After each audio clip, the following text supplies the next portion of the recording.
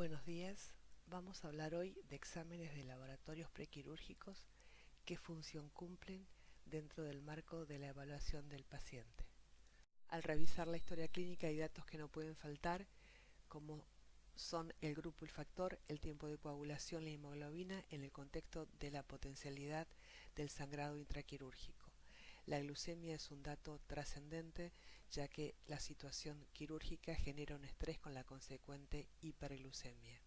Con respecto al perfil hepático y al perfil de función renal, va a tener que realizarse en el contexto de cada uno de los pacientes, en presencia o no de una insuficiencia de estos órganos.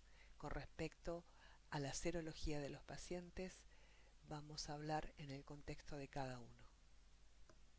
En la bibliografía de otros países, la solicitud del laboratorio está muy acotado para la reducción de costos, por eso es que se pondera el interrogatorio y la clínica en función de solicitar ciertos estudios. He aquí el texto de la Asociación Americana, la de Reino Unido y la de España. Solo se solicita si es probable que el cambio de conducta genere un resultado. Puede ser que un hallazgo genere la necesidad de nuestra intervención para optimizar en la situación preoperatoria. El ejemplo más típico de ello es el nivel de glucemia, que puede estar alterado tanto en pacientes con diabetes como en pacientes que no tengan diabetes, en función de que la situación de estrés genera disminución de la respuesta de insulina o resistencia a la insulina.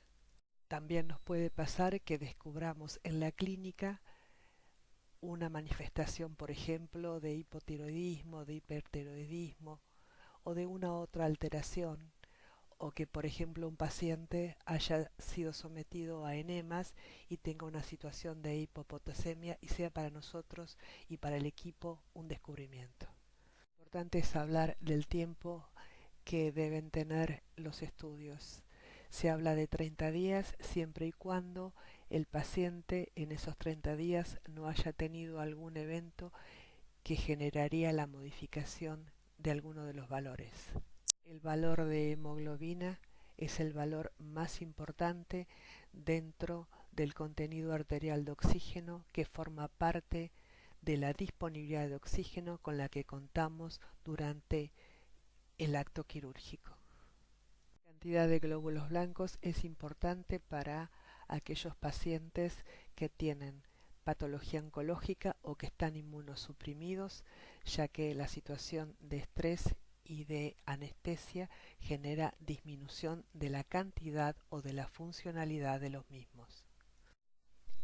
En nuestro país es válido el screening de glucemia en pacientes mayores de 50 años debido a que no tienen evaluaciones clínicas previas. Es de utilidad el dosaje de hemoglobina glicosilada en el paciente diabético.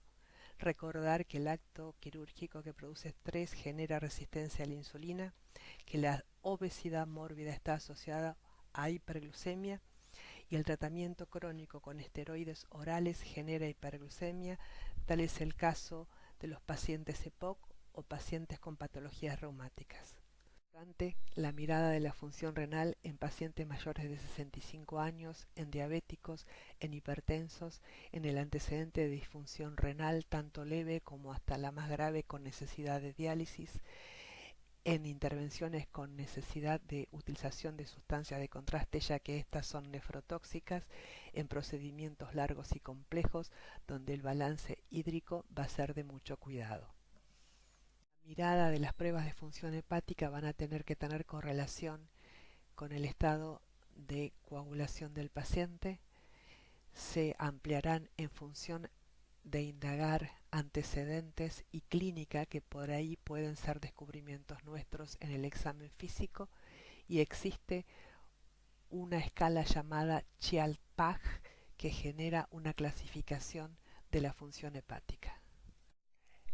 En los estudios de coagulación estándar hay patologías que no trascienden en los resultados, como por ejemplo tener una enfermedad de von Willebrand. El antecedente de patología específica como un síndrome antifosfolipídico, una situación de hemofilia, la alteración de función hepática, el estado de desnutrición por hipoproteinemia, nos enfrenta a una alteración posible de la hemostasia. Recordar siempre que en el balance de la fisiología de la coagulación también hay patologías que generan trombofilia, tal es el caso de la patología antes nombrada como síndrome antifosfolipídico. Por ejemplo, en un interrogatorio a una paciente que nos cuenta que ha tenido abortos a repetición sin causa conocida, o pacientes jóvenes que han tenido ACV o infarto agudo de miocardio sin comorbilidades, se debe sospechar un estado de trombofilia. La prueba de embarazo se debe realizar en pacientes con edad fértil y actividad sexual reciente, ya que en nuestro país entre el 0,3 y el 2,2% pueden estar embarazadas.